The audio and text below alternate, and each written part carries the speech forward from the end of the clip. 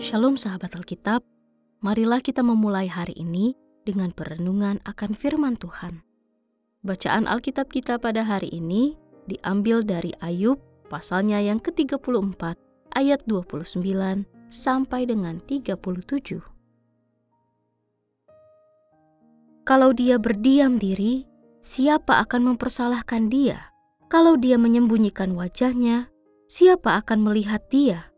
Ia mengatasi suatu bangsa maupun orang per orang, supaya orang fasik tidak merajalela dan menjadi jerat bagi orang banyak. Namun, kalau seseorang berkata kepada Allah, "Aku telah menyombongkan diri, tetapi aku tidak akan berbuat jahat lagi.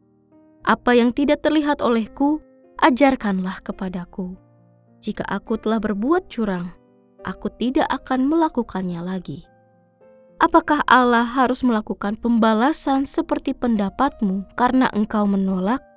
Jadi, engkaulah yang harus memutuskan, bukan aku. Katakanlah apa yang engkau tahu.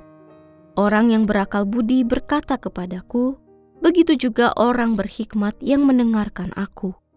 Ayub berbicara tanpa pengetahuan, dan perkataannya tidak mengandung arti. Kiranya Ayub diuji terus-menerus, karena ia menjawab seperti orang jahat, karena ia menambahkan pelanggaran pada dosanya, ia mengepalkan tangan di antara kami, dan banyak bicara terhadap Allah. Sahabat Alkitab, ada kalanya seseorang memilih diam bukan karena tidak peduli, melainkan karena sedang bertindak. Seorang ibu misalnya, bisa tampak diam ketika anaknya mengeluh lapar. Tapi di dapur, ia sedang sibuk menyiapkan makanan atau mengambil telepon genggamnya untuk memesan makanan secara daring. Ia mendengar, memahami, dan bertindak tanpa perlu menjawab dengan kata-kata. Demikian pula Elihu dalam konteks bacaan hari ini. Ia menawarkan sebuah perspektif bahwa ketika Allah berdiam diri, bukan berarti ia tidak peduli. Justru, diamnya bisa menjadi tanda bahwa ia telah mendengar jeritan tertindas dan kini bertindak menyelamatkan. Keadilan ilahi tidak selalu dinyatakan melalui suara gemuruh atau tindakan kasat mata, tetapi juga melalui keheningan yang menyelamatkan. Secara dramatis, Elihu mengingatkan bahwa tidak ada manusia yang berhak mengadili Allah. Ia berada di luar sistem pengadilan manusia. Ketika Allah menyembunyikan wajahnya, itu bukanlah kelemahan, tetapi pernyataan murka dan teguran terhadap kejahatan. Dalam diamnya ada teguran, dalam keheningannya ada hukuman. Maka keadilan Allah bukan hanya aksi, tetapi juga ketidakhadiran yang bermakna. Elihu juga mendesak Ayub agar bertobat dan bersikap rendah hati. Dalam logika Elihu, langkah awal menuju pemahaman akan keadilan Allah adalah pengakuan dosa dan keterbukaan untuk diajar oleh hikmat-Nya. Sayangnya, sikap Elihu yang kaku, hitam putih, dan kurang empatik ini mencerminkan betapa mudahnya seseorang yang merasa benar secara teologis seringkali tergelincir untuk mengabaikan kompleksitas luka dan penderitaan pribadi orang lain.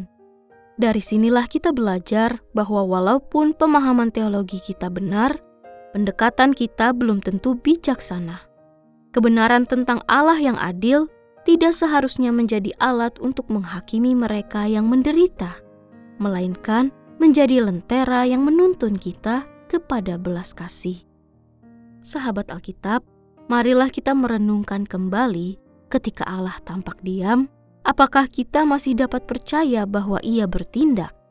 Ketika keadilan terasa tertunda, apakah kita mampu menunggu dengan pengharapan? Kita dipanggil untuk belajar membedakan antara diam yang menyakitkan dan diam yang menyelamatkan. Elihu mungkin tidak memahami seluruh misteri penderitaan, tetapi ia mengingatkan kita bahwa keadilan Allah sungguh nyata. Meski bekerja dalam cara yang melampaui logika kita, maka biarlah kita belajar percaya, bukan karena kita mengerti segalanya, melainkan karena kita mengenal pribadi yang mengatur segalanya dengan bijaksana. Mari kita berdoa. Tuhan Yesus yang Maha Kasih, di saat Engkau tampak diam, ajarlah kami untuk tetap percaya.